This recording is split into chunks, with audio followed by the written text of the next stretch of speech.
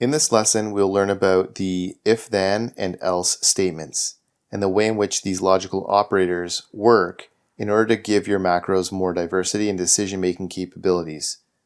Learning how to use if statements will give your code more flexibility, allowing it to make decisions based on the boolean values that get passed into its conditions. The first part of understanding if statements is to look at the syntax that one creates the if statement with. In our example, we have multiple if statements. However, the first line is the one that is of note right now. The if statement begins with an if, followed by an additional condition included with the and operator, ending with the statement with a then.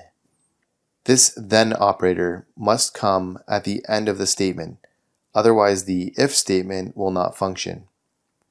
One can understand this statement as if the type name of the control is text box and the value of combo box 10 is not equal to VWAP support, then execute the code below.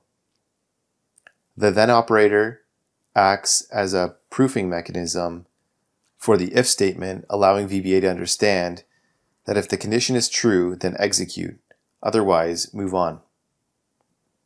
The second part of our if statements that we are looking at here is the else and else if statement. The else and else if statements give a larger range of diversity to your if statements. You can add in additional if statements into your existing if statement in order to provide multiple alternative paths for your code to take depending on the value that is presented into the conditional section of the if statement. Else if works within the if statement. Do not close out the if statement, otherwise it will not work. As you can see within this macro, we are using two else if statements within it in order to scan through each control element, checking to see whether or not the element fits any of the criteria we're looking for. If it does, then we can enact the check. Otherwise, it passes into the next else if statement.